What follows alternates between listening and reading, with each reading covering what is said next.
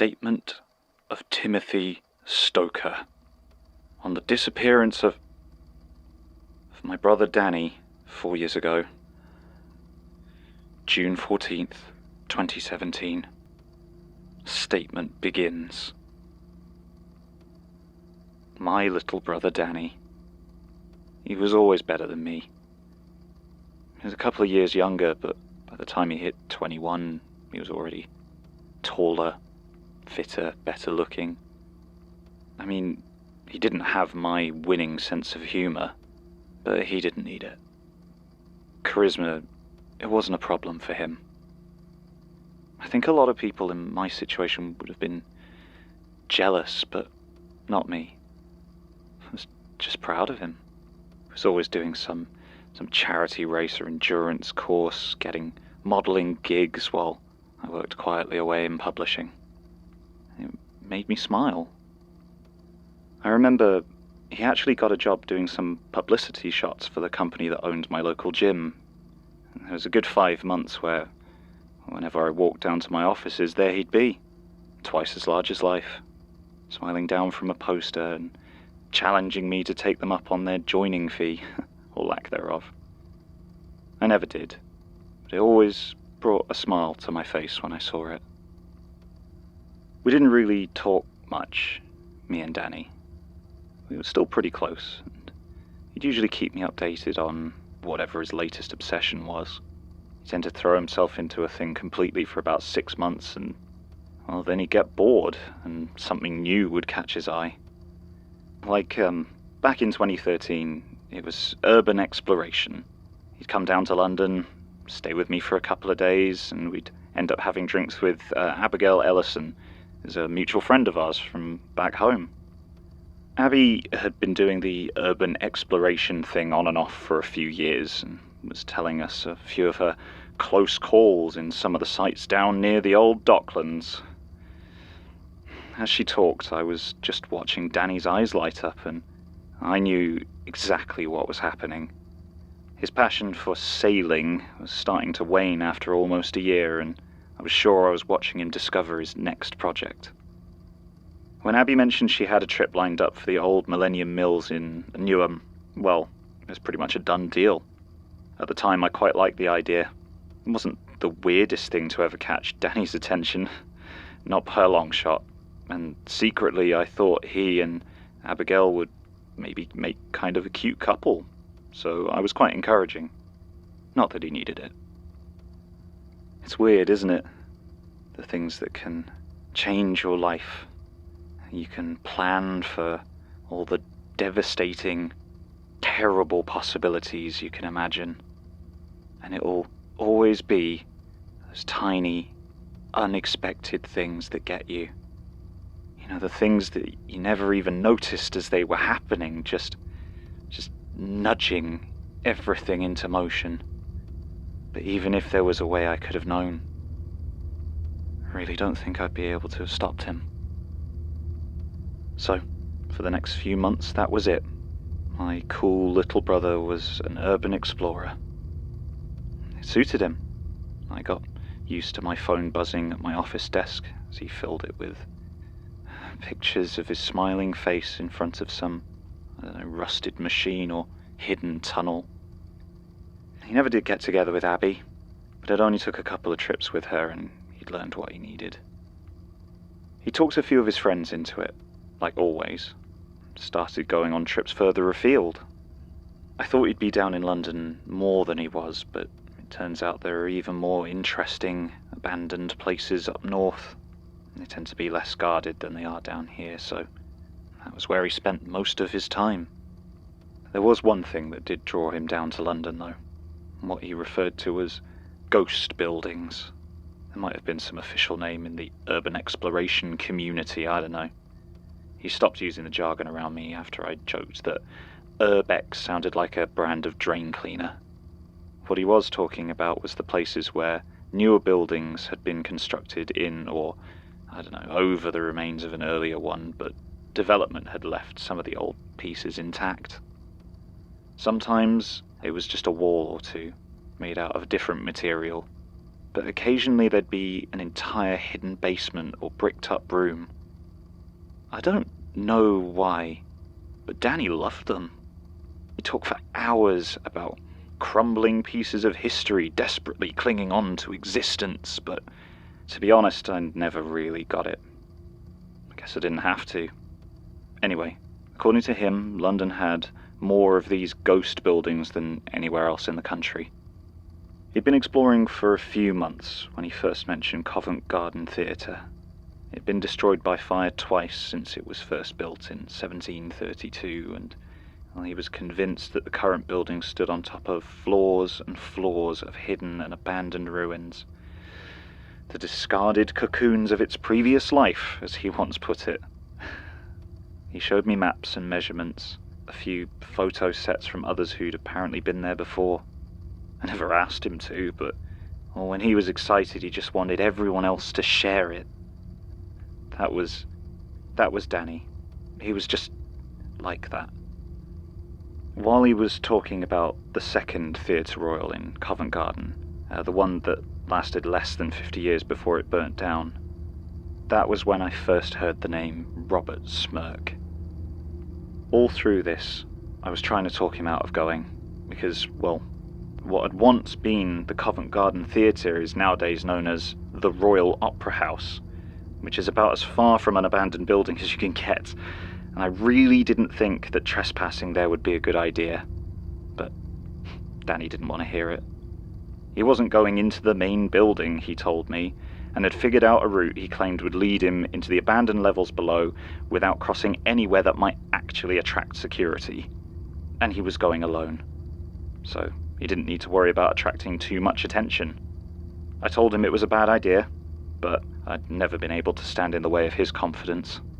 So late on Wednesday night in August 2013, my little brother went to break into the ruins hidden under the Royal Opera House in Covent Garden. It sounds so ridiculous to say it out loud, but there it is. I don't know how long he was gone.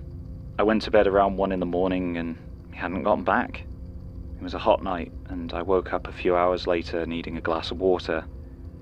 There were the first hints of dawn filtering in through my living room windows, giving it this quiet, otherworldly feeling.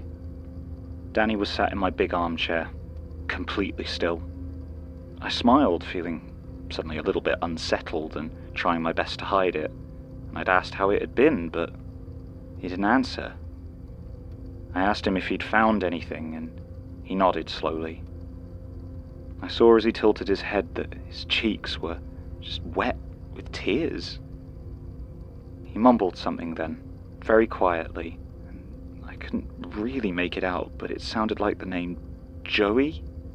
It was all kind of surreal, strange, and I started to think I might be dreaming, but I'd never seen him cry before. I tried to talk to him, find out what was wrong, but he just kept shaking his head. We sat there in silence for a long time. I didn't know what to do. The whole situation was so alien.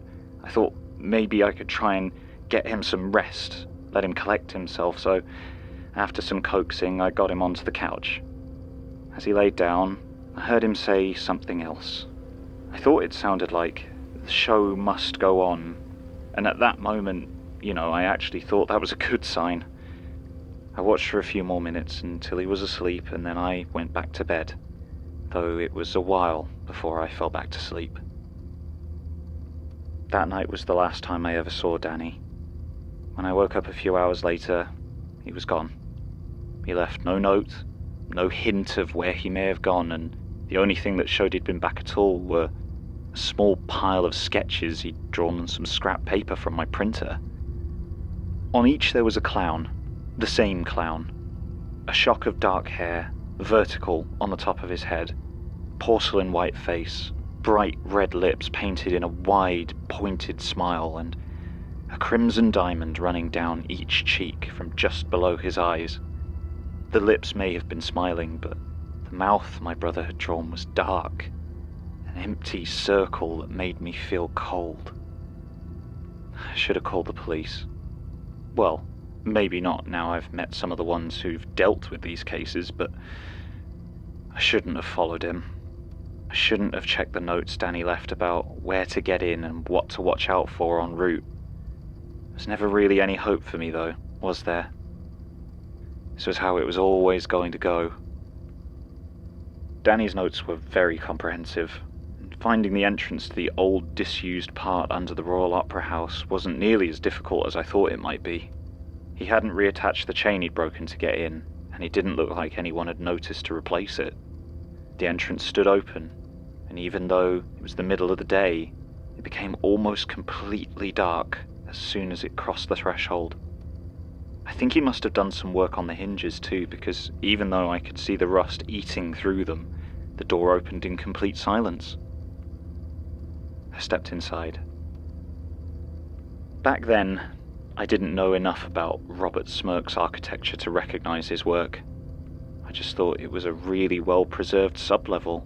The corridors were wide and solid, and my torch showed columns that were that regular geometry that I've come to recognize. Compared to the summer heat outside, the air was cold. I found myself shivering in just my t-shirt and shorts. The whole place looked spotless, a lot cleaner than any pictures I've ever seen of urban exploration or abandoned sites. I couldn't really see why the Royal Opera House above wouldn't use this space, why they just let it sit here untouched and hidden behind a locked and unmarked steel door just off of James Street. I was still wondering about this when I walked into the auditorium. At the time, I wasn't exactly sure what I was looking at, but I've now seen pictures of the Second Theatre Royal in Covent Garden, the one designed by Smirke. I can say it was identical. A perfect recreation of the old stage and tiered seats, the decorations, and the boxes. There are only two differences: that it was almost 20 feet below the ground where the original stage was, and that everything, from the floor to the seats to the blank and faceless audience, was entirely hewn out of crude stone. There was no light except for the headlamp I had taken from my brother's pack, and it swept over a full house, 4 levels of unmoving stone watchers, 2 thumb-sized indentations focused towards the stage. There was nothing that indicated they were any newer than the rest of the place. I walked down the steps to the edge of the top level, where I'd entered, and I looked down towards the stage. My lamp barely illuminated the single figure that stood on it. It was Danny. At least I think it was. It looked like him. Same hair, same clothes. There was something not right about how he looked. Like he was smaller somehow, slightly folded in on himself. It didn't matter. I shouted down to him to let him know I was there. He didn't look up, but when my voice echoed around the stone theatre, I knew I'd made a horrible mistake. From somewhere above me, a spotlight suddenly turned on, shining down onto the stage, painfully bright against the white stone. The air became uncomfortably hot, and there was some sort of music. The spotlight wasn't on Danny. Instead, it picked out a figure crouched in the corner, all ruffles and polka dots and tights. A clown. It crouched and contorted in the corner, hands backwards over its face, but not so much that I couldn't see the dark red patterns that seemed to flow down its eyes. I couldn't move. Slowly, so slowly, its right arm reached out towards Danny. It placed its hand on the floor with a long, low groan, then pulled itself along the floor, the fabric of its colourful dress scraping the rough stone of the stage, and its cheek rubbing against the ground, leaving a trail of red behind it. Then it was still for a second, before a leg reached out in front, and it began to drag the rest of the clown behind it. I always tell myself there was some force there, something that held me in place and meant that all I could do was watch. But sometimes when I think back, I remember how my legs shook and maybe I could move. Maybe I'm just a coward. The clown reached my brother, who still hadn't moved an inch, and unfurled to its full height. The red on the cheeks was now clearly blood, and something black oozed down from its shock of hair. They took Danny by the hand and looked up, right at me, smiling like nothing has ever smiled since.